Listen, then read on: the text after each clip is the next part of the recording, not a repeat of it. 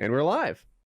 And again, it was like that time when I was with Snow on the yard. I'm looking at Dirty like, you know, I don't have your back here, right? I'm on probation in another state. Come on. No one touches Dirty when he's behind you. I can't That should be a rule. I can't be getting into fights like in other states on probation. Kyle's not going back to the joint for Dirty. Yeah, I didn't think that through. I was like, after he left, I was like, you know, I don't have your back, right? Like that's not a thing. And you know what?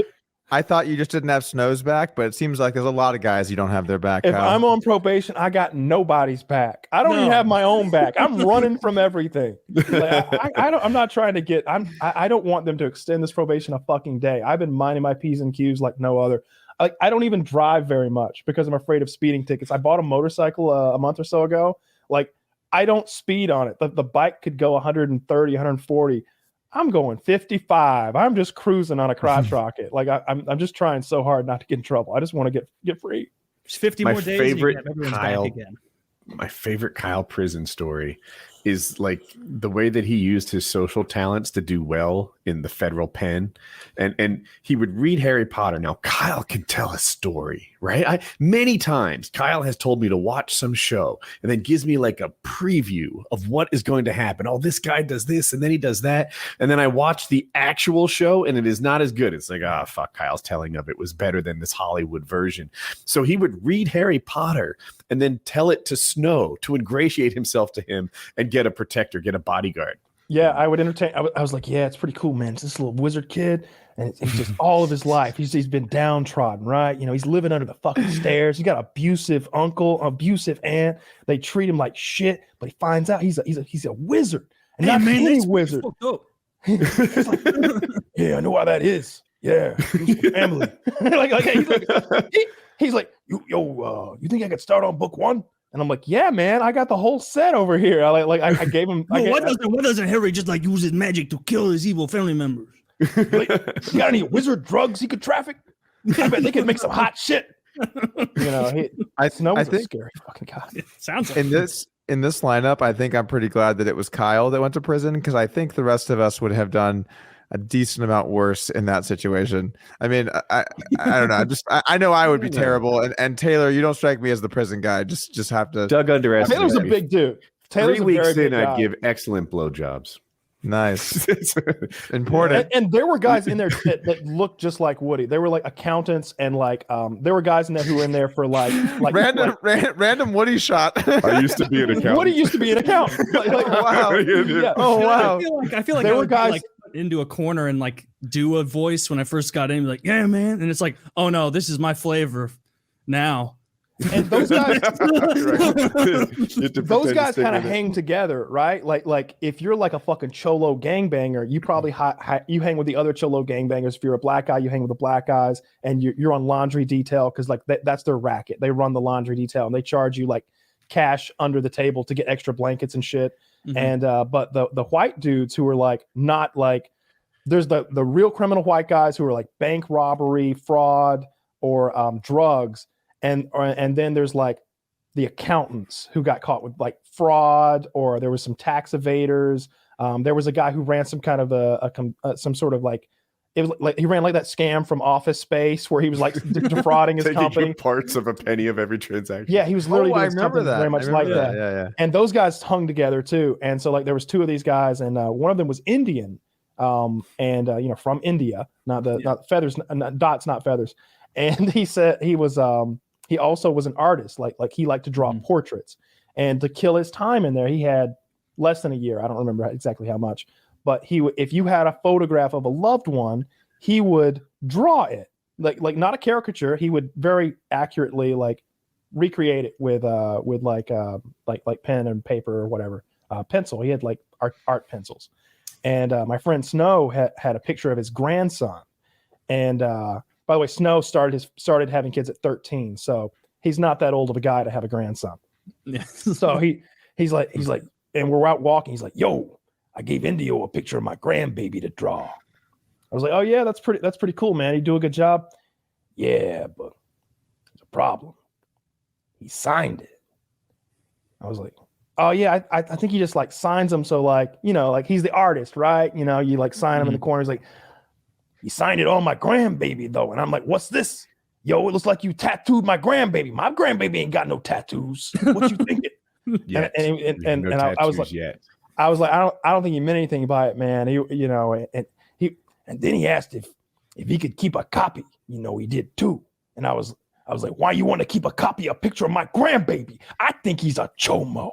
Chomo is a child molester.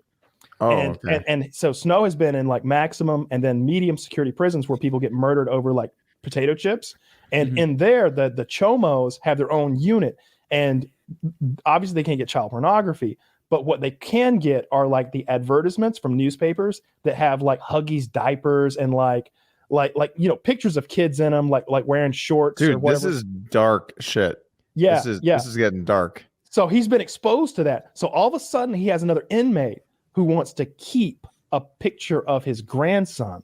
And I'm trying to explain to him that like, no, man, he keeps copies of all of them. He has that paper that like duplicates so that like he keeps all of the stuff he's done. Like that's like his resume, And he's like, I'm going to have to talk to him about this.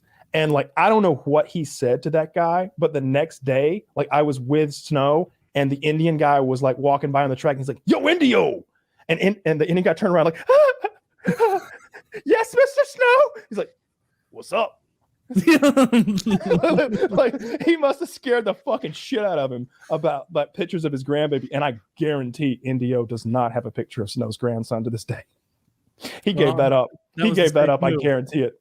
Yeah, good for Indio. Yeah, it was dark. It was dark in there, and it didn't always go smooth. I got screamed at a couple times. It was it was over the television. What was your scariest moment in prison? I've told it a bunch of times, so I'll be quick about it. But I had made friends with a guy by promising to give him my radio after I left. You need a radio to watch TV. You tune it to a certain station, and it'll like give you the audio for the televisions because they don't like just play audio. It's a way of like squeezing a little money out of the prisoners. And also, you got a room full of TVs. If they're all playing, it's nonsense. And this guy's radio was broken, so I was like, "Hey, man, I'm out in 60 days. I see your radio's busted. Got a brand new one here. I got no use for an AM/FM radio with headphones on the outside. It's yours. How about that?" And he's like super happy with it. He's just like always trying to do me favors now and like hook me up with stuff. And he comes by my cell when I'm reading. I'm like 3 weeks in, 2 weeks in, something like that. I'm just starting to get settled in and feel comfortable. And he warns me that someone's thinking about raping me. He's like, there's a guy over there, says he wants to get with you. And I'm just like, I don't want to get with anybody, man. He's like, I don't know if he's gonna take that, I watch your ass. And it was just like, fuck. So now I'm just terrified all the time. That's scary. I was really scared about that for a long time. So I would only shower when Snow was showering, so we'd work out together. So we'd both get sweaty. And then that made it not weird that I was only showering with this 40-year-old man. Like the showers are private. We're not like rubbing elbows or anything. We're in little separate stalls. But I want him present if I'm naked in the bathroom. And so I made that a thing. That's smart. That was a good move. And then there was an argument over the televisions with a large black man one morning.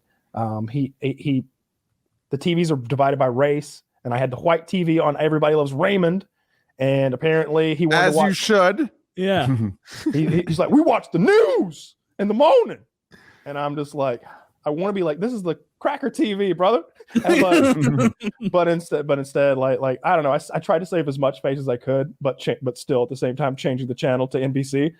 So I did that. You didn't try and like play him like, you're right, we're missing the news.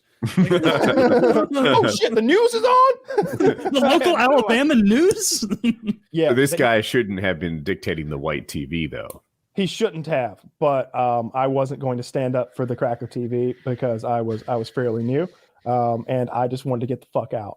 And there was another thing, but I'm spacing out on. That one white guy had gotten robbed, and so I was worried that they were going to steal my shit out of my locker because I didn't have a lock on it yet because I had like some decent shit as far as the prisoner's commissary goes. And but what I was really afraid of was there was a shakedown coming like the next day, and we would always know a day before. That's when they like pull everybody's shit out and search your shit for drugs. Ineffective shakedown, but carry on. Very much. We always knew the shakedown was coming. And so like someone warned me that somebody might hide their drugs in my locker, either to just use it as a hiding place or to frame me. And so now I gotta like watch this locker like an eagle. And every time I go take a piss, I gotta come back and go through all of my shit to like look for drugs to make sure nobody's hidden it in there.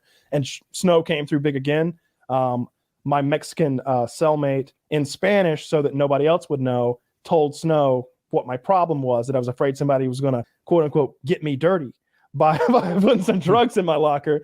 And he was like, oh, and he like went and got me a lock, wrote the combination on a little piece of paper, gave it to me. And then I was able to lock my shit up, and I was able to like leave it unattended now. Yeah, cool guy, great guy, murderer and drug trafficker. Cool Outside guy. of that, though, lots of positives too. Hey, he didn't kill anybody I knew. Like he was a fucking sick dude, as far as I'm concerned. Apparently, those guys that he took out were fucking gangsters as well, in the wrong territory, the way I hear it. And Snow You wouldn't weren't tell a one to lie. question. I'll tell you one thing, Snow ain't, and that's a liar. Or Chomo. And anybody says he's a liar is getting chanked. but yeah, those are the scarier times. Mostly it was just boring and obnoxious and just upsetting. Just no fun. Like what do you call it? What do you type 3 fun? Oh Jesus. It was rough, man. It was no fun. But it wasn't the worst thing ever. It wasn't fucking Shawshank Redemption or anything. It was type 2 fun, man. I feel like you're digging it in hindsight. What are the types on fun? I'm taking a piss. The piss is coming out. Oh, it's not my fault. All right. Type 1 fun is All just right, fun. this episode of PKA is brought to you by